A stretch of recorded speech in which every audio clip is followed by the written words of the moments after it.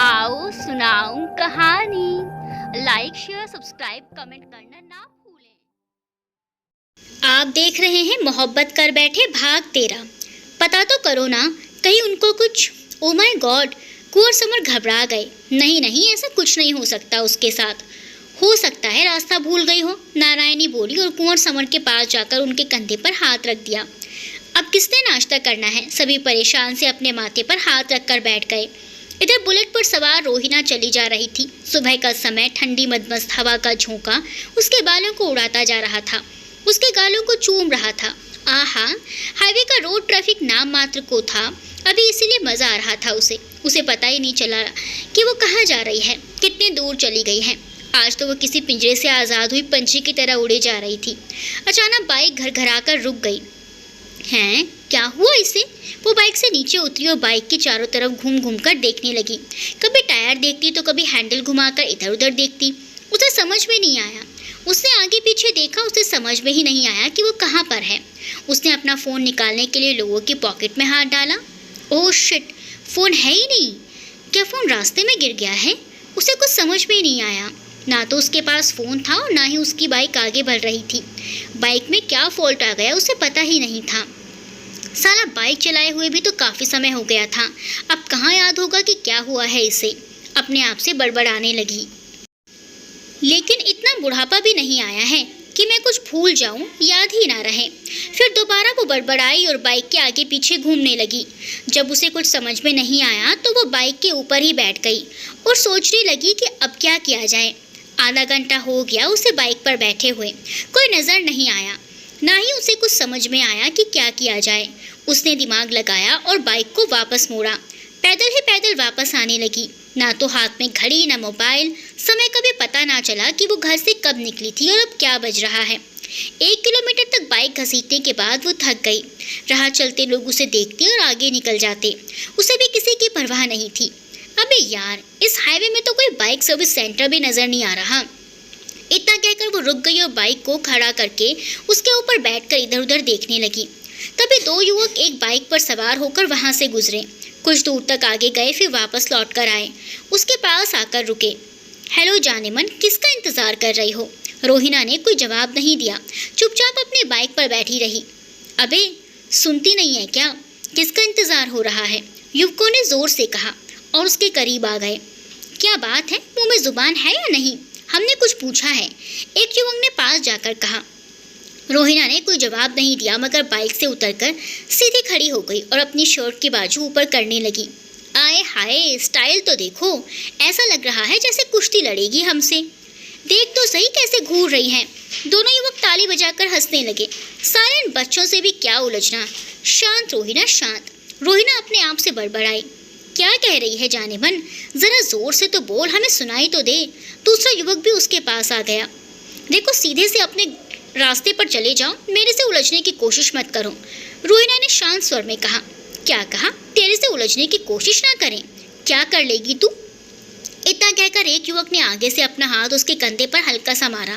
रोहिना ने फिर भी कुछ नहीं कहा और थोड़ी सी पीछे हट गई। देखो, ये हाईवे रोड है, यहाँ पर कोई तमाशा खड़ा मत करो।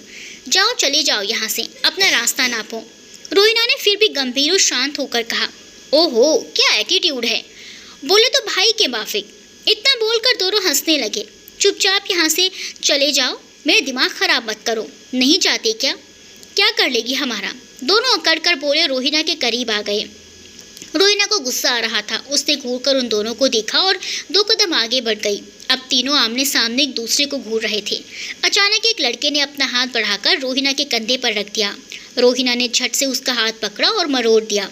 वो लड़का एकदम से चिल्ला उठा। दूसरे लड़के ने रोहिना पर हाथ उठाने की कोशिश की।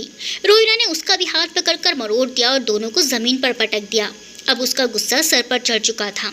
उसने आह दिखाना ताव दोनों के लातों और मुक्कों से अच्छे से पीटना शुरू कर दिया। वो दोनों चिल्ला रहे थे और रोहिना उन्हें अच्छे से धो रही थी। हाईवे पर चलने वाली गाड़ियां दायां बायां रुक गई थी।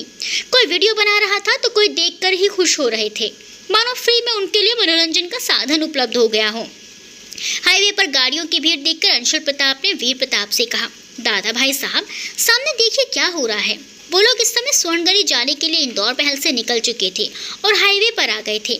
वीर प्रताप ने देखा सड़क के दोनों तरफ गाड़ियां खड़ी थी और कुछ लोग वीडियो बना रहे थे। उन्होंने ड्राइवर को कार धीरे करने का आदेश दिया। ड्राइवर ने कार धीरे कर दी तो उनकी नज़र उस जगह पर पड़ी जहां पर दो युवक बुरी तरह से पीट रहे थे और पीटने वाली एक युवती थी। तभी उनकी नज़र बाइक पर पड़ी। अरे, ये बाइक तो मिस राव की है, वीर प्रताप बड़बड़ाए। ड्राइवर अंकल, कार रोको, वीर प्रताप ने आदेश दिया। ड्राइवर ने कार रोक दी। उनके सुरक्षा गार्ड ने अपने वॉकी टॉकी से आगे और पीछे वाले गार्ड्स को गाड़ी रोकने को कहा। सभी गाड़ियां कुंवर की कार को कवर करके रुक गई। वीर प्रताप कार से बाहर निकलना चाहते थे मगर गार्ड ने मना कर दिया। सर, पहले हम चेक कर लेते हैं, उसके बाद आप बाहर निकलिएगा। इतना कहकर गार्ड ने बाकी गार्ड्स को चेक करने के लिए भेजा। ऑल वेल का इशारा मिलते ही हैंड सुरक्षा गार्ड ने वीर प्रताप को कार से बाहर निकलने का इशारा किया तो वो बाहर कार से निकले। तुरंत ही चारों गार्ड्स ने उन्हें घेर लिया। सभी घटनास्थल की तरफ बढ़ गए। बाइक तो मिस राव की है मगर ये लेडी, ओह, ये तो उनके रिश्तेदार है, मगर ये अकेली हैं, बाकी लोग कहाँ हैं? उन्होंने इधर उधर देखा मगर कोई नज़र नहीं आया। वीर प्रताप ने सुरक्षा गार्ड को आदेश दिया कि लेडी को प्रोटेक्ट करें और इन दोनों लड़कों को पकड़ लें। दो सुरक्षा गार्ड वहां पर पहुंचे और उन्होंने दोनों लड़कों को पकड़ लिया। वीर प्रताप ने रोहिणा को थाम लिया। रोहिणा अचानक पलटी और घूर कर देखा। उसने वीर प्रताप को नहीं पहचाना। छोड़िए हमें, कौन है आप? रोहिणा गुर्राई। मैम, हम कौन वीर प्रताप सिंह हैं। आप मिस राव के रिलेटिव हैं, वो हमारी कंपनी में जॉब करती हैं। रोहिणा को गुर्राते देख उन्हें गौरी की याद आ गई थी, जो ऐसे ही गुर्राती थी उनके सामने। मन ही मन मुस्कुराए। रिश्तेदारी का पूरा असर है मिस राव के ऊपर। कौन मिस राव? रोहिणा को समझ में नहीं आया कि मिस राव कौन है। उसे नहीं मालूम था कि गौरी को उसके ऑफिस में मिस राव से जाना जाता है। एक मिनट कहकर वीर प्रताप ने अंशुल प्रताप को अपने पास आने का इशारा किया। वो उनके पास आ गए तो उन्होंने मिस राव का पूरा नाम पूछा। उनका नाम तो हमें भी नहीं मालूम, अंशुल प्रताप बोले। अच्छा, क्या आप इनको जानते हैं? उन्होंने रोहिणा की तरफ इशारा करके पूछा। ये मिस राव की चाची साहब रोहिणा जी हैं। रोहिणा जी, आप हमें नहीं जानती मगर आप हमको जानते हैं। आप यहाँ कैसे हो? क्या प्रॉब्लम हो गई? बाकी लोग कहाँ हैं? हम आप यही जानते थे। आपको इस तरह इन लड़कों की पिटाई करते देखकर आश्चर्य हो रहा है। अगर कोई प्रॉब्लम है तो आप हमें बताएं। पहले ये बताइए कि आपके साथ और कौन है? रोहिणा अब तक नॉर्मल हो चुकी थी। उसने उन दोनों को देखा, एक गहरी सांस ली और फिर सारी बात बता दी। ओह, इतना कहकर वीर प्रताप ने अपने ड्राइवर को अपने पास बुलाया। क्या आप बता सकते हैं कि इस बाइक में क्या फॉल्ट है? ये चलते चलते अचानक रुक क्यों गई? वीर प्रताप ने ड्राइवर से पूछा। ड्राइवर ने रोहिणा से बाइक की चाबी ली और बाइक के पास गया। उसे स्टार्ट करने की कोशिश की मगर स्टार्ट नहीं हुआ तो उसने कुछ सोचा। फिर पेट्रोल की टंकी चेक की तो देखा उसमें पेट्रोल बिल्कुल भी नहीं था। पेट्रोल की टंकी बिल्कुल खाली थी। ये औरतें चाहे कितनी स्मार्ट क्यों ना हो, भले ही मारपीट में आगे हों, मगर एटीएम में जाकर डेबिट कार्ड की जगह पैन कार्ड स्वाइप कर देती हैं और बड़ी मासूमियत से कहती हैं, भैया देखो तो पैसे नहीं निकल रहे हैं। और गाड़ी के रुक जाने पर उन्हें लगता है बस गाड़ी खराब हो गई है। ये नहीं कि पेट्रोल की टंकी भी चेक कर लें। कभी वो धीरे से बड़बड़ाया। क्या बात है, अकेले अकेले क्या बड़बड़ा रहे हैं आप? बाइक में क्या फॉल्ट है, पता चला? वीर प्रताप ने ड्राइवर की तरफ देखकर कहा। जी सर, पेट्रोल ख़त्म है। ड्राइवर ने कहा। क्या? ओह, इस तरफ तो ध्यान ही नहीं गया। रोहिणा ने अपने माथे पर हाथ मारा। रोहिणा को इस तरह करते देख वीर प्रताप मुस्कुराए। हम एक काम कर सकते हैं, आपको मिस राव के घर तक छोड़ सकते हैं, वीर प्रताप ने कहा। क्या आप लोगों के पास हमारे प्रिंसेस का मोबाइल नंबर नहीं है? उन्हें ही फ़ोन लगा दीजिए, शायद कोई घर से हमें लेने आ जाए। आप परेशान ना हो, उन्हें हम मैसेज कर देते हैं, साथ ही आपको घर छोड़ देते हैं और आपकी बाइक हमारे सुरक्षाकर्मी लेते आएंगे। आइए कार में बैठिए, उन्होंने रोहिणा से आग्रह किया। रोहिणा उनका कहा टाल नहीं सकी और आगे बढ़कर कार में बैठ गई। इन दोनों लड़कों का क्या करें, पुलिस में दे दें क्या? वीर प्रताप ने सुरक्षा कर्मियों को उन दो लड़कों को अभी तक पकड़े हुए देखकर कहा।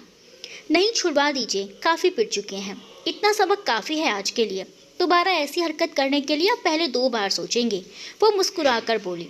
वीर प्रताप उसकी तरफ देखकर मुस्कुराए और फिर सुरक्षा कर्मियों को उन लड़कों को छोड़ देने का आदेश दिया। खुद भी कार में आकर बैठ गए और ड्राइवर को कार वापस ले जाने के लिए आदेश दिया। कारों का काफिला एक बार फिर शहर वापस गौरी के घर की ओर मुड़ गया था। क्या आपके पास हमारे प्रिंसेस का फ़ोन नंबर नहीं है? रोहिणा ने पूछा। हमारे पास तो नहीं है, शायद हमारे भाई के पास हो। क्यों छोटे कुंवर, आपके पास मिस राव का मोबाइल नंबर है? वीर प्रताप ने कहा। नहीं चाहते थे कि किसी को पता चले कि गौरी का नंबर उनके पास है। जी उनके भाई साहब का नंबर है हमारे पास, अंशुल प्रताप बोले। उन्होंने भी जानबूझकर गौरी का नंबर नहीं बताया, वरना उन्हें तो बाद में डांट पड़ती या फिर अभी घूर कर देखना शुरू कर देते वीर प्रताप। हमें उन्हें फ़ोन करना है, रोहिणा ने कहा। जी इतना कहकर अंशुल प्रताप ने अपने मोबाइल से नयन का नंबर मिलाया और रोहिणा को दे दिया।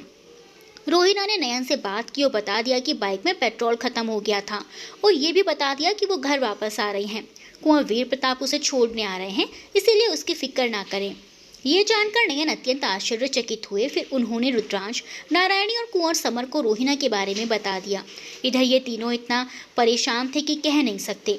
श्रीमती राव भी अलग परेशान हो रही थी। मन ही मन सोच रही थी कि उसने बेकार गाड़ी की चाबी उन्हें लाकर दे दी।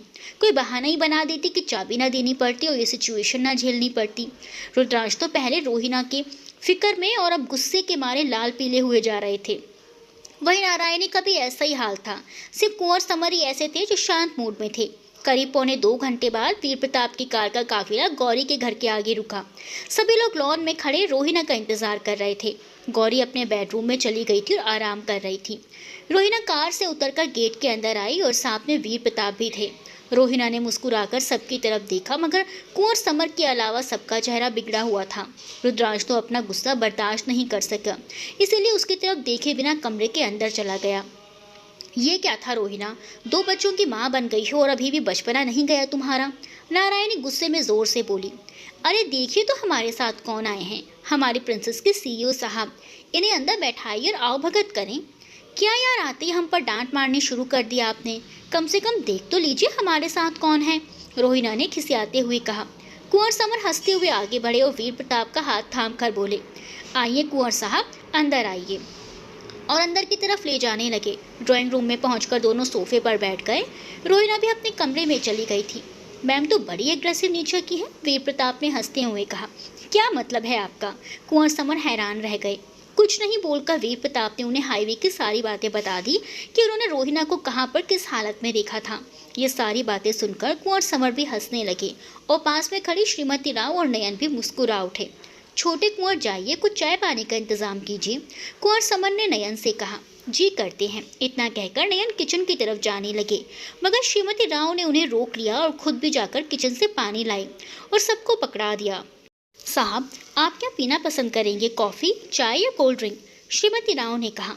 रहने दीजिए श्रीमती राव, आप आराम करें, हम चलते हैं। हम अभी तो अपनी रियासत जा रहे हैं, वो तो रास्ते में मैडम मिल गई हमें, इस वजह से हम यहाँ आए हैं, वीर प्रताप ने कहा। कोई बात नहीं साहब, 5 मिनट में कॉफ़ी या चाय बन जाती है, आपको देर नहीं होगी। क्या पियेंगे बताइए, कॉफ़ी पी लेंगे, वीर प्रताप ने कहा। जी ठीक है, अभी 5 मिनट में लाती हूँ, तब तक आप बातें करिए। इतना कहकर श्रीमती राव अपने फ्लैट की किचन की ओर बढ़ गई। नारायणी के फ्लैट में किचन में चाय कॉफ़ी का सामान तो रख लिया था, मगर खाने का सामान नहीं रखा था, क्योंकि श्रीमती राव ने उन्हें ऐसा करने से मना कर दिया था। मिस राव नज़र नहीं आ रही हैं, वीर प्रताप ने इधर उधर देखते हुए कहा। वो अपने फ्लैट में रेस्ट कर रही हैं, कुंवर समर ने कहा। फिर वो नयन की तरफ देखकर बोले, छोटे कुंवर जाइए, प्रिंसेस को यहाँ लेकर आइए, उन्हें बताइए कि उनके बॉस आए हैं, कम से कम वेलकम तो कर लें। जी अभी लेकर आते हैं, इतना कहकर वो दरवाजे की तरफ बढ़ गए। रहने दीजिए, वो आराम कर रहे होंगे, उन्हें परेशान मत करिए, वीर प्रताप ने कहा। नयन ने हाथ का इशारा किया और फिर गौरी के फ्लैट की तरफ बढ़ गए। कुछ ही देर में श्रीमती राव कॉफ़ी और स्नैक्स लेकर ड्राइंग रूम में आ गई और उन लोगों को सामने कॉफ़ी और स्नैक्स रख दिए। कुंवर रानी, रोहिणा जी और रुद्रांश को भी बुला लाती, वो भी चाय पी लेते, कुंवर समर ने कहा। नारायणी उठी और रुद्रांश के बेडरूम की तरफ बढ़ गई।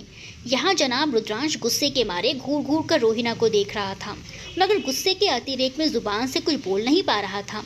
अब घूरना बंद भी कर दो, बहुत देर हो गई है घूरते घूरते। अगर तुम्हारे घूरने से मैं पिघलने वाली होती तो कब की पिघल गई होती, मगर अफसोस ऐसा नहीं हुआ, इसलिए घूरना बंद करो, रोहिणा घूरती हुई कह रही थी।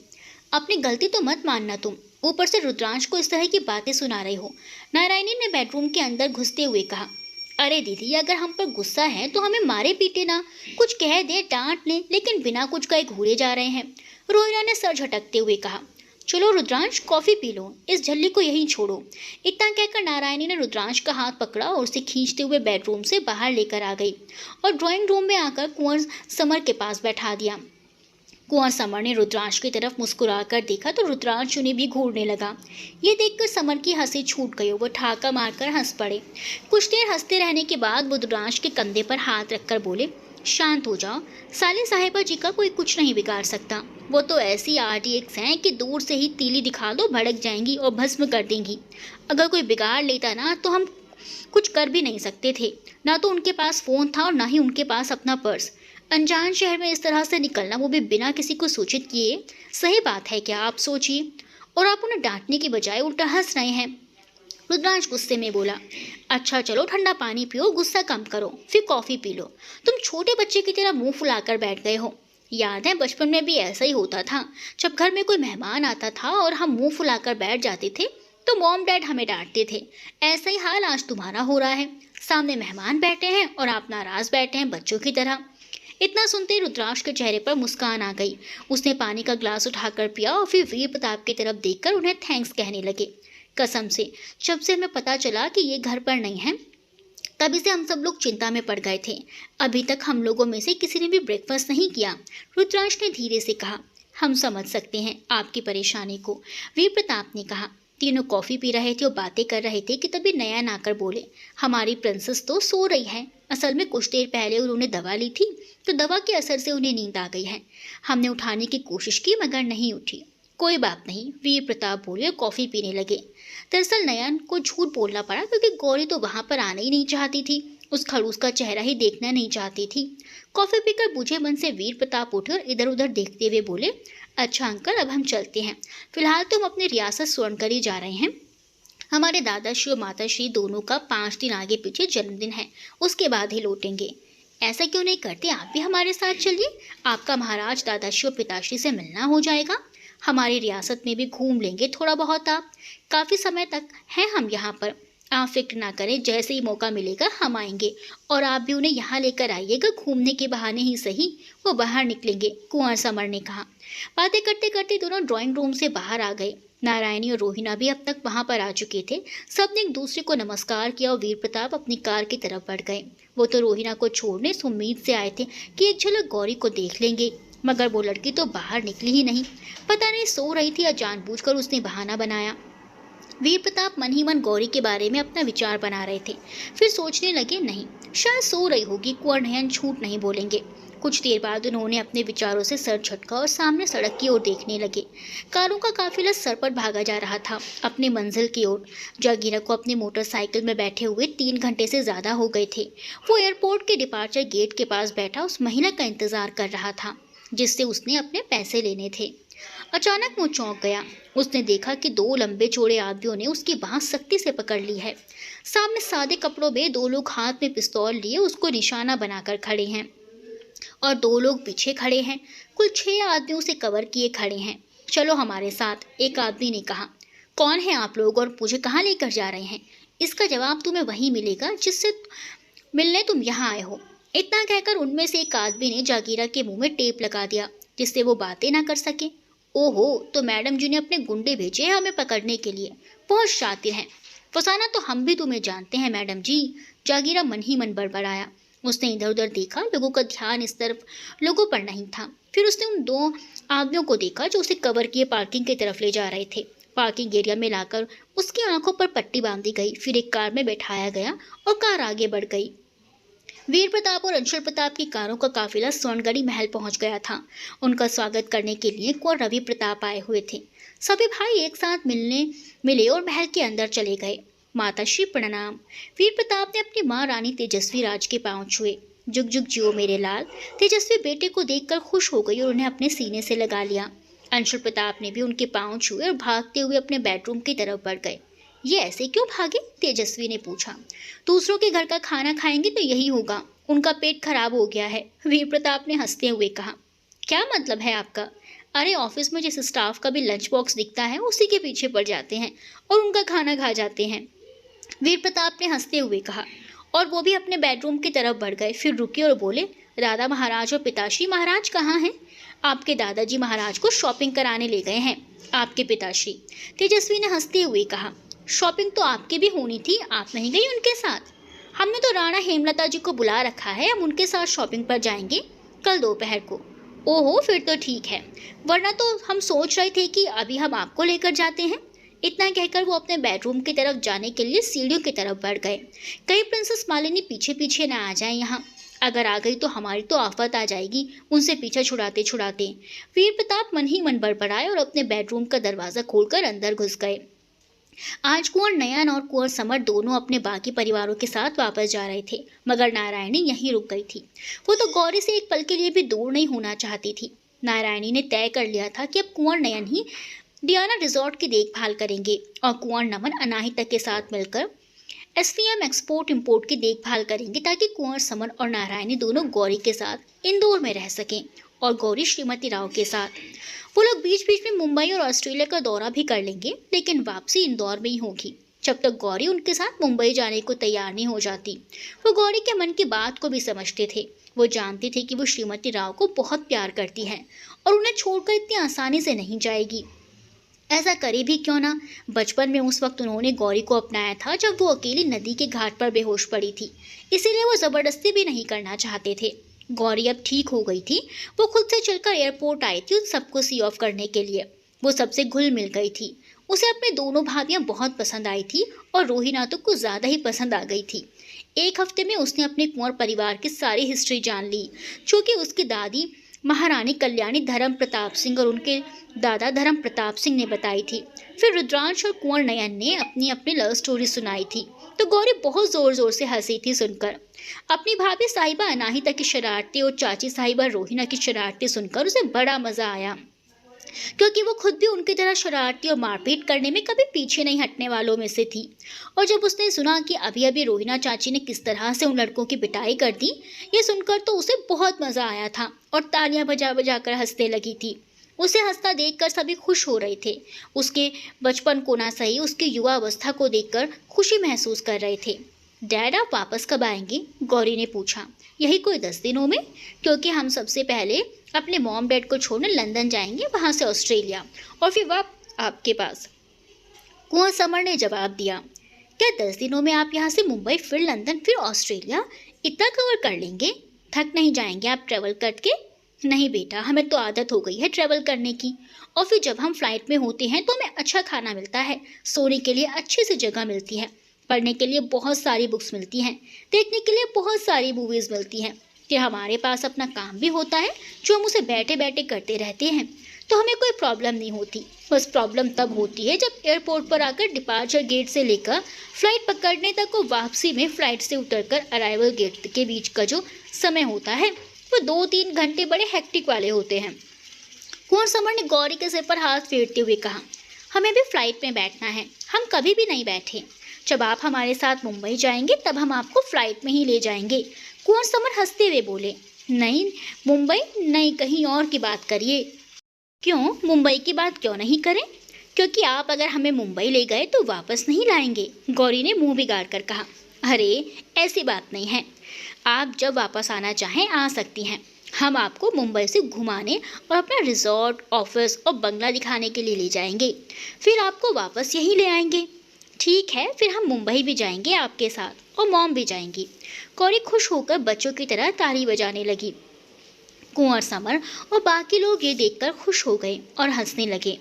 एयरपोर्ट आ गया था। सभी लोग गाड़ी से नीचे उतरे और डिपार्चर गेट की तरफ बढ़ गए। श्रीमती राव, नारायणी और गौरी ने सबको बाय किया और वापस अपने घर पर आ गए।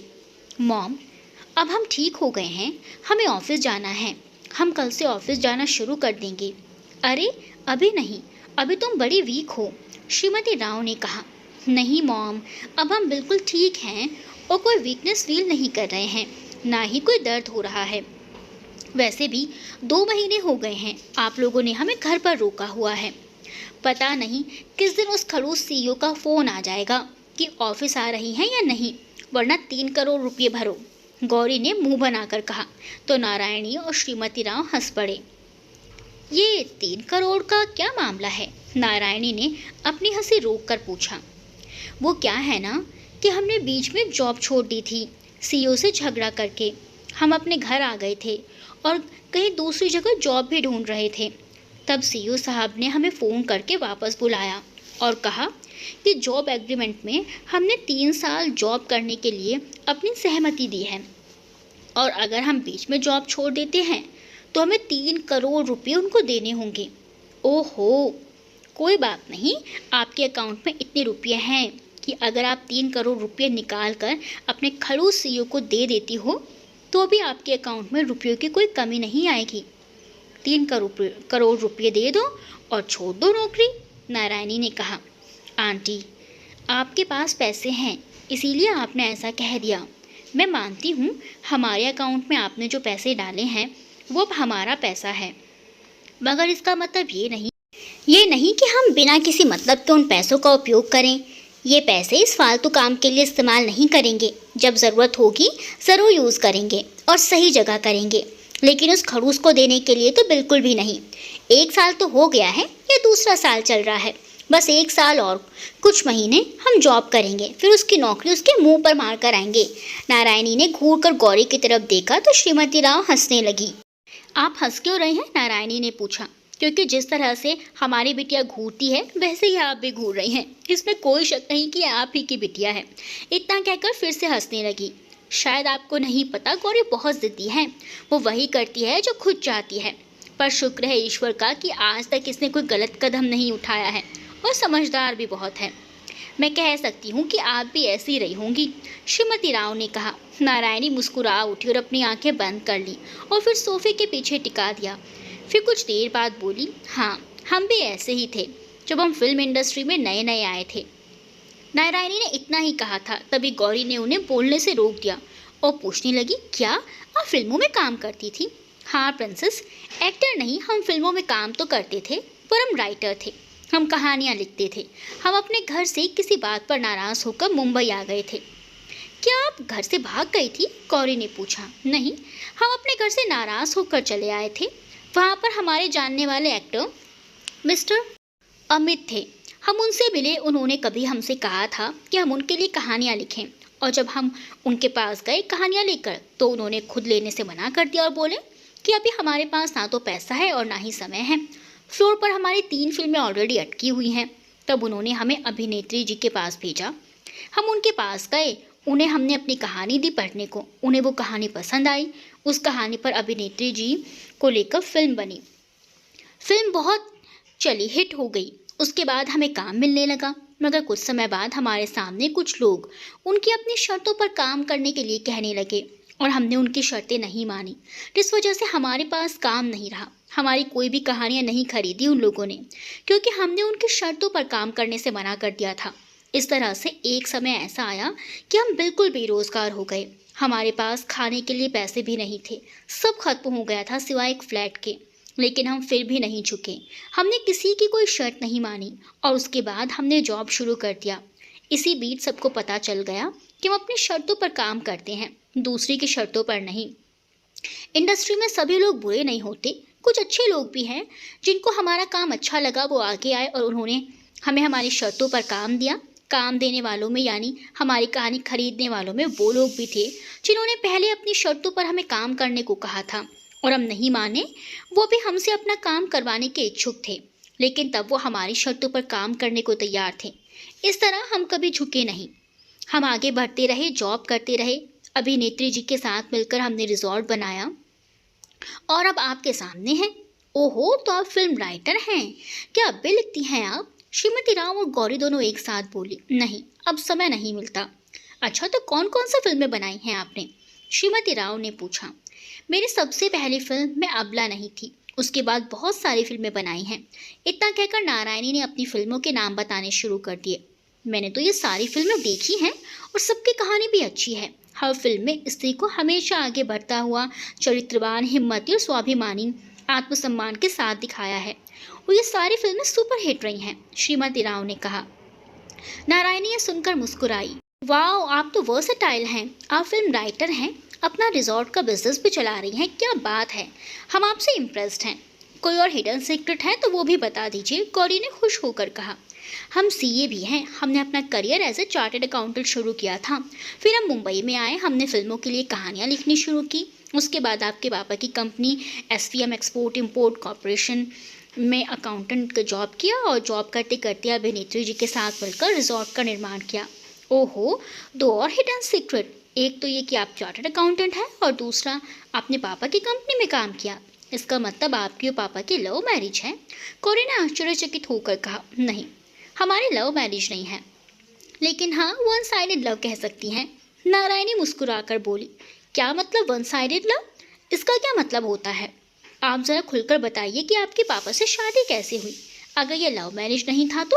कोरी हैरानी से बोली, अरे नादान लड़की, एक तरफा लव यानी हमारे कहने का मतलब है आपके पापा हमें पसंद करते थे और शायद प्यार भी करते थे, मगर हम नहीं करते थे। हम तो उन्हें अपने बॉस की तरह मानते थे। बस फर्क इतना था कि वो बहुत अच्छे थे और हमारे साथ बहुत कोऑपरेटिव थे। आपके पापा को ये तो मालूम था कि हम फिल्मों के लिए कहानियाँ लिखते हैं और कहानियों से संबंधित कुछ और काम भी होते हैं जो हम करते हैं, तो वह हमारे समय को एडजस्ट कर लेते थे। लेकिन जब उन्हें पता चला कि हम रिजॉर्ट बना रहे हैं, वो बहुत खुश हुए और उन्होंने हमें अपने मैनेजर से कहकर काफ़ी कोऑपरेट किया। इसी बीच कब हमें पसंद करने लगे, चाहने लगे, हमें नहीं मालूम। एक दिन उन्होंने हमसे कहा कि वो हमसे शादी करना चाहते हैं। हमने उन्हें मना कर दिया। हमने कहा कि हम आपसे शादी नहीं कर सकते, ना ही हम आपको पसंद करते हैं। हम तो शादी अपने पापा की मर्ज़ी से करेंगे। तब आपके पापा ने हमारे पापा से मिलकर षड्यंत्र रचा, हमारे पापा को अपनी ओर मिला लिया और उनसे कह दिया कि वो हमसे शादी करना चाहते हैं, मगर हम नहीं चाहते थे। तब हमारे पापा ने हमारी मॉम के साथ मिलकर एक ड्रामा किया कि वो हमारी शादी मुंबई बेस्ड लड़के से करना चाहती हैं और देखने आ रही हैं। इधर आपके पापा ने आपके मॉम डैड को बुलवा लिया था। बस इस तरह से आपके पापा ने अपने मॉम डैड से हमारे मॉम डैड को मिलवाया और शादी की बात पक्की कर दी। और क्या तब आप मान गई थी? गौरी नारायणी की बात काट कर बीच में बोल पड़ी, हाँ, हमारे पापा ने हमसे कहा तो हम मान गए। वाह, सो स्वीट, गौरी खुश होकर बोली। अच्छा प्रिंसेस, ये तो बताओ, आप हमें कब मॉम कहकर पुकारेंगी? आपने अपने डैड को तो डैड कहना शुरू कर दिया है। छोटे कुंवर और बड़े कुंवर को भी भाई कहती हैं, भाभी कहती है, मगर हमें अभी तक मॉम नहीं कहा। हमारे तो कान तरस गए हैं मॉम शब्द सुनने को। नारायणी ने बड़े प्यार से गौरी की तरफ देखते हुए कहा। गौरी ने श्रीमती राव की तरफ देखा जो उन दोनों को ही देख रही थी। कह दो बेटा, तुम इन्हें मॉम कह दो। सच्चाई तो यही है कि वो तुम्हारी मॉम है। मैंने तो तुम्हें सिर्फ पाला है, उन्होंने तो तुमको जन्म दिया है। सोचो, अगर वो तुमको जन्म ही नहीं देती तो मैं कैसे पालती तुम्हें? इतना कहकर श्रीमती राव रुक गई। मॉम, इतना कहकर गौरी ने बड़ी असमंजस्य भरी स्थिति दृष्टि से श्रीमती राव की तरफ देखा। उसे समझ में नहीं आ रहा था कि वो क्या करे। अगर वो नारायणी को मॉम कहती है तो श्रीमती राव के दिल पर कितनी बड़ी चोट लगेगी। इतना बड़ा झटका तो उन्हें लग ही चुका है कि उसके खोए हुए माता पिता सामने आ गए हैं। गौरी ने भी कभी सपने में भी नहीं सोचा था कि सच में उसके खोए हुए माता पिता उसके सामने आ जाएंगे। उसने तो ऐसे ही कह दिया था कि काश उसके खोए हुए माता पिता मिल जाते। वो तो सिर्फ उस मंदिर को देखना चाहती थी जहाँ पर वो खो गई थी, क्योंकि उसे लगातार वो भयानक सपना जो आता था, उस सपने की सच्चाई को जानने के लिए वो उस मंदिर में गई थी। हाँ, एक बार ज़रूर उसके मन में ये बात आई थी कि काश उसके माता पिता मिल जाते। उसे क्या मालूम था कि उस वक्त उसकी ज़ुबान में सरस्वती बसी हुई थी, जिससे कि उसकी ये तमन्ना पूरी हो गई। अब उसे लगता है कि वो कितनी स्वार्थी हो गई थी कि जिन्होंने उसे उस मुसीबत की घड़ी में उठाया, अपने साथ लाए, पाला पोसा, इतना बड़ा किया, पढ़ाया लिखाया, अपने पैरों पर खड़ा होने लायक बनाया, वो उन्हें छोड़कर अपने सगे माता पिता को ढूंढने लगी। जब उसे इस बात का एहसास हुआ तब तक बहुत देर हो चुकी थी, क्योंकि वो जान चुकी थी कि कुंवर नयन उसके भाई हैं, नारायणी उसकी जन्म देने वाली माँ है। उसे पता चल गया था ये लोग उसके बरसों पहले खोए हुए परिवार के लोग हैं। पर अब क्या हो सकता है? अब तो सब कुछ सामने आ चुका था। उसे तो इस बात से बड़ा ताज्जुब हो रहा था कि श्रीमती राव कितनी हिम्मत से उसके सामने बैठी हुई हैं और उसे नारायणी को माँ कहकर अपनाने के लिए भी कह रही हैं। धन्य हो तुम मेरी यशोदा माँ, तुम्हें कोटि कोटि बार प्रणाम। मन ही मन गौरी ने श्रीमती राव को आदरपूर्वक प्रणाम किया। बेटा, क्या सोच रही हो तुम? श्रीमती राव ने गौरी को कंधे से पकड़कर हिलाया। चलो, आप इन्हें मॉम कहो और इनके गले से लग जाओ, ये मेरा आदेश है। अगर तुम मुझे अपनी मॉम मानती हो तो तुम मेरा कहना मानोगी। चलो उठो। उन्होंने हाथ पकड़कर उसे खड़ा कर दिया। नहीं श्रीमती राव, आप इन्हें मजबूर ना करें। जब ये मुझे अपने मन से मॉम स्वीकारेंगी तभी तो कहेंगी ना। आप इन्हें मजबूर मत करिए, नारायणी ने कहा। गौरी ने मन ही मन एक निर्णय लिया। वो मुस्कुराई और इससे श्रीमती राव को नारायणी के पास ले जाकर खड़ा कर दिया और नारायणी का हाथ पकड़कर उसे भी खड़ा कर दिया। दोनों को एक साथ खड़ा करके एक ही बार में दोनों को अपनी बाहों में ले लिया और प्यार से बोली, आप दोनों ही मेरी मॉम हो। बस मैं श्रीमती राव को बड़ी मॉम कहूँगी और आपको छोटी मॉम। छोटी बड़े शब्द में इसलिए इस्तेमाल करूँगी ताकि आप दोनों को कन्फ्यूजन ना हो कि मैंने किसको बुलाया। सिर्फ पहचान के लिए छोटी मॉम और बड़ी मॉम कहूँगी, चलेगा? नारायणी और श्रीमती राव दोनों गौरी को देखने लगी और सोचने लगी कि कितनी समझदारी से इस लड़की ने दोनों को खुश करने की कोशिश की है।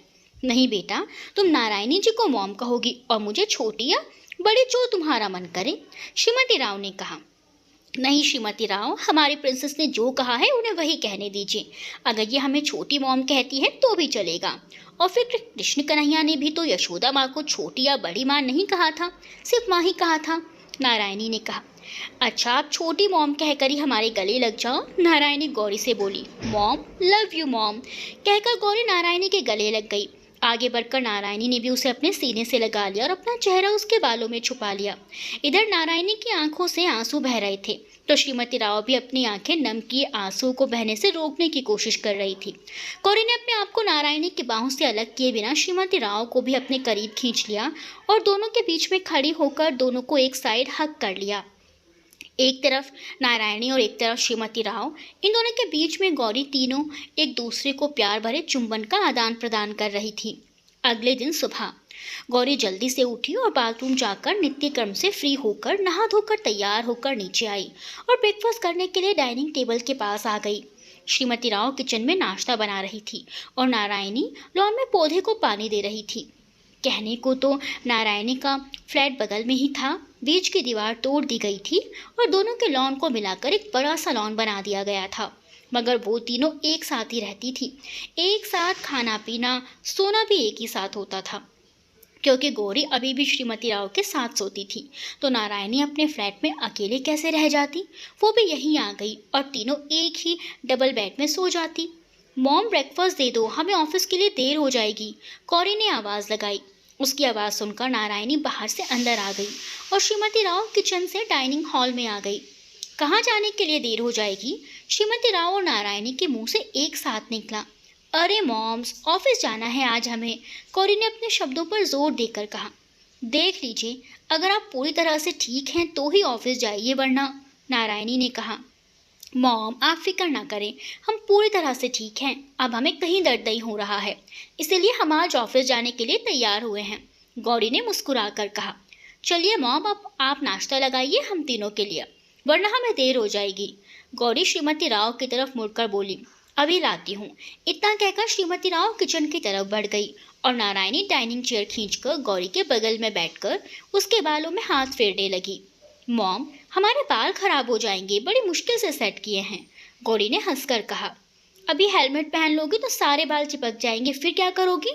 नारायणी ने भी हंसते हुए कहा। तब के तब देख लेंगे, फिलहाल तो सेट होने दीजिए। इतना कहकर वो नारायणी से दूर हो गई। दोनों हंसने लगी। कुछ ही पल में श्रीमती राव आलू के पराठे, दही, अचार और मक्खन और गौरी के लिए साबूदाना की खिचड़ी और पापड़ लिए हुए आई और डाइनिंग टेबल पर रखकर खुद भी डाइनिंग चेयर खींचकर गौरी के सामने बैठ गई। अब तीनों बैठकर नाश्ता करने लगे। मॉम, लंच के लिए टिफिन में क्या है आपने? गौरी ने श्रीमती राव की तरफ देखकर पूछा। आज तो राजमा चावल और मीठे में मालपुआ है, साथ में तुम्हारा फेवरेट मिक्स रायता। अगर हमने इसमें प्याज नहीं डाला है, क्योंकि अगर डालेंगे तो लंच तक स्मेल करेगा। कोई नहीं, बिना प्याज के भी चलेगा। इतना कहकर उसने अपना नाश्ता खत्म करना शुरू किया। कुछ ही देर में गौरी अपना टिफिन लेकर ऑफिस चली गई। इधर एयरपोर्ट से 6 कमांडो जागीरा को पकड़कर ले जा चुके थे। पुलिस मुख्यालय में कमिश्नर साहब के आदेश पर जागीरा का फ़ोन नंबर ट्रेस किया जा रहा था। जब उन्हें पता चला कि जागीरा इंदौर छोड़कर जा रहा है तो उसके पीछे कमिश्नर साहब ने 2 सादे लिबास में अपने आदमी भेज दिए। उस आदमी ने अपने फ़ोन से अपने दूसरे साथी को फ़ोन करके पार्किंग पर बुला लिया और गाड़ी तैयार रखने को कहा। जब वो कमांडोज जागीरा को अपनी गाड़ी में बैठा कर ले जा रहे थे तो इन लोगों ने भी अपनी गाड़ी उनके पीछे इस तरह से लगा दी कि उन्हें शक ना हो। गाड़ी करीब 1 घंटे तक चलती रही और उसके बाद जाकर एक बहुत बड़े किले के पास जाकर रुक गई। जागीरा को बाहर निकाला गया और उसे धक्का मारते हुए आगे बढ़ा दिया गया। पुलिस के 2 कर्मी जो उसका पीछा कर रहे थे, उन्होंने दूर से दूरबीन से देखा, मगर वो अंदर जाने की हिम्मत ना कर सके क्योंकि गेट पर सख्त पहरा था। वो वहीं से वापस लौट आए और कमिश्नर साहब को पूरी रिपोर्ट दे दी। कमिश्नर साहब ने शहर के कमिश्नर को फ़ोन करके कुछ बातें की और इन दोनों पुलिसकर्मियों को सहायता देने को कहा। आधे पौने घंटे बाद वहां पर सादे कपड़ों में कुछ पुलिसकर्मी आ गए और किले के बाहर खड़े होकर निगरानी करने लगे। स्वर्णगढ़ी महल में आज बहुत गहमा गहमी थी। मेहमान आना शुरू हो चुके थे। एक तरफ महाराज हनूर प्रताप सिंह अपने नए राजसी वस्त्र पहने अपने महल के अंदर बने मंदिर में अपने जन्मदिन पर राजपुरोहित के साथ पूजा कर रहे थे। हॉल में बीचों बीच अखरोट की लकड़ी का बना हुआ बहुत बड़ा नक्काशीदार टेबल रखा हुआ था, जिस पर बड़ा सा तोप के आकार का केक रखा हुआ था। हॉल में दीवार से सटकर चारों तरफ लेदर के सोफे रखे हुए थे, जिन पर मेहमान बैठे हुए थे। तो कुछ लोग हॉल में खाली स्थान में खड़े हुए थे और कुछ लोग लॉन में खड़े आपस में वार्तालाप कर रहे थे, जिनके विषय आर्थिक सामाजिक लाभ हानि आदि थे। विक्रमादित्य प्रताप सिंह अपने पिता महाराज हनूर प्रताप सिंह के साथ थे। बाकी दोनों भाई मेहमानों की आवभगत में लगे हुए थे। वीर प्रताप अपने चचेरे भाइयों के साथ खड़े सबका निरीक्षण परीक्षण कर रहे थे। वीर प्रताप के हाथ में वॉकी टॉकी था, जिसे कुछ देर बाद ऑन करके कभी कोई जानकारी लेते तो कभी निर्देश देते। कभी उन्होंने देखा मालिनी अपनी सहेलियों के साथ वहां पर आ गई है। ये देखकर वीर प्रताप तुरंत अपने चचेरे भाई रवि प्रताप को वहां से लेकर निकल गए। कब तक बचोगे सरकार हमारे? मालिनी ने उन्हें देख लिया था इस तरह से जाते हुए, इसलिए मालिनी धीरे से बड़बड़ाई और जाकर रानी तेजस्वी राज के गले लग गई। कैसी है प्रिंसेस? रानी तेजस्वी राज ने पूछा। कुछ ठीक नहीं है हम, मालिनी ने मुंह बिसूर कर कहा। क्यों, क्या हो गया आपको? आपकी तबीयत नासाज है क्या? रानी साहिबा ने पूछा। नहीं, तबीयत तो ठीक है, मगर हम देख रहे हैं कि आपके पुत्र कुंवर वीर प्रताप सिंह हमें देखते ही कहीं छुप गए हैं, मालिनी ने रूखे स्वर में कहा। भाई, ये आप दोनों के बीच की बात है, हम इस मामले में कुछ नहीं बोलेंगे। अगर वो आपको देखकर छुप गए हैं तो आप उन्हें ढूंढ लीजिए, तेजस्वी राज ने हंसते हुए कहा और अपने दूसरे मेहमानों की ओर बढ़ गई। आप कहती है तो सही है कि हमें उन्हें ढूंढ लेना चाहिए, मालिनी ने अपने आप से कहा और तुरंत उस ओर बढ़ गई जहाँ पर उसे वीर प्रताप के होने का अंदेशा था। कुछ ही देर में पूजा समाप्त हो गई और महाराज हनूर प्रताप सिंह अपने तीनों बेटों के साथ सेंटर में खड़े पर रखे टेबल के पास आ गए। तभी वीर प्रताप एक चमचमाती कटार लेकर आए और अपने दादाश्री महाराज हनूर प्रताप सिंह के हाथ में थमाकर बोले, दादाश्री, केक पर हमला करने का समय आ गया है, अब आप तुरंत हमला कर दीजिए। इतना सुनते दादाश्री हंसने लगे और कटार अपने हाथ में थाम ली। एक नौकर ने केक के ऊपर रख दी तो बड़ी बड़ी कलात्मक मोमबत्तियों को जला दिया। महाराज हनूर प्रताप आगे बढ़े, उन्होंने एक मोमबत्ती को फूंक मारकर बुझा दिया और कटार की नोक से तोप के आकार के केक को एक कोने से काटा। जन्मदिन की ढेर सारी शुभकामनाएं कहते हुए लोगों ने जोर जोर से तालियां बजाई। विक्रमादित्य ने केक का एक छोटा सा टुकड़ा उठाकर महाराज हनूर प्रताप के मुंह में डाल दिया। तब महाराज ने भी केक का छोटा सा टुकड़ा लिया और अपने बेटे विक्रमादित्य के मुंह में डाल दिया। अब उनके दोनों छोटे पुत्र आगे आए और उन्होंने भी महाराज को केक खिला दिया। तेजस्वी राज ने नौकर को इशारा किया तो नौकर अपने सहयोगी को लेकर सबको देने के लिए केक को प्लेटों में डालने लगा। महाराज अपने तीनों बेटों के साथ अपने सिंहासन पर जाकर बैठ गए। एक तरफ लाल चोली और सफ़ेद लहंगा पहने लाल सफ़ेद फूलों के गहनों से सजी नर्तकियां शास्त्रीय संगीत की धुन में क्लासिकल डांस कर रही थी। दूसरी तरफ खाने के विविध प्रकार के स्वादिष्ट व्यंजन रखे हुए थे, जिनकी महक मेहमानों की भूख बढ़ा रही थी। तेजस्वी और महल की अन्य राज परिवार के स्त्रियों के साथ बाहर से आए अन्य महिला मेहमान बैठे हुए नृत्य और संगीत का आनंद ले रही थी। तभी हॉल के उस कोने में जहाँ पर नृत्य संगीत हो रहा था, एक उद्योषक माइक लेकर आया और उसने घोषणा की, अब आपके सामने प्रिंसेस मालिनी, जो कि पाश्चात्य संगीत में पारंगत हासिल किए हुए हैं, वो अपने ग्रुप के साथ आपके सामने अपना गीत और नृत्य प्रस्तुत करेंगी। हॉल में उपस्थित सभी मेहमानों ने तालियां बजाने शुरू की। हॉल में एकदम से अंधेरा हो गया और स्टेज पर लाइट फोकस की गई, जहां पर मालिनी अपने ग्रुप के साथ खड़ी हुई थी। मालिनी ने पाश्चात्य धुन से सरोबार एक सुंदर सा इंग्लिश गीत गाया और ग्रुप डांस किया। सब लोग सम्मोहित होकर उन्हें देख रहे थे। गीत और नृत्य खत्म होते ही हॉल में रोशनी छा गई थी। मालिनी ने झुककर सबका अभिवादन किया और स्टेज से बाहर हो गई। उसके पश्चात उद्योषक ने कुछ और अन्य गायकों के नाम घोषित किए और उन्हें स्टेज पर आने के लिए कहा। सभी लोग आए और अपना अपना नृत्य गान कर सबका मनोरंजन करने लगे। आज मालिनी ने बहुत कोशिश की वो वीर प्रताप को घेरा जाए, मगर वीर प्रताप पहले से ही चौकस थे, इस वजह से वो सफल नहीं हो पाई। कब तक बचोगे तुम? अब तुम यहाँ आ गए हो तो जिंदा बचकर तो जाओ नहीं पाओगे। मालिनी ने गुस्से में अपनी मुट्ठियां भींच ली। रानी साहिबा, आप अपने सुपुत्र कुंवर वीर प्रताप की शादी के बारे में क्या सोच रही हैं? राणा हेमलता पास में बैठी तेजस्वी राज से पूछ रही थी। तेजस्वी का रटा रटाया जवाब सुनकर हेमलता का चेहरा उतर गया। वो बेचारी सैंडविच के बीच में रखे टमाटर खीरे की तरह फंसी हुई थी। एक तरफ उनकी बेटी मालिनी बार बार वीर प्रताप से शादी करने के लिए बात करने का आग्रह करती और दूसरी तरफ तेजस्वी का ना का जवाब सुनना। ना तो वो मालिनी को मना कर सकती थी कि मैं नहीं कहूँगी, क्योंकि मालिनी ना सुनते ही महल के अंदर सभी सामान को उठाकर फेंकना तोड़ना शुरू कर देती थी। उसका गुस्सा बड़ा खतरनाक था। गुस्से में कई बार हेमलता को उसने पकड़कर धक्का भी दे दिया था, जिससे वो जमीन पर गिर गई थी। साथ में हेयरलाइन फ्रैक्चर भी हो गया था। उन्हें समझ में नहीं आता था कि विदेश में पढ़कर आने से उनकी बेटी ही क्यों इस तरह का उग्र व्यवहार की हो गई है। अन्य राज परिवारों में तो लड़कियां विदेश जाती हैं, पढ़कर आती हैं और सभ्य संस्कारी होती हैं। इस तरह जिद्दी नहीं होती जैसे कि मालिनी है, जारी है।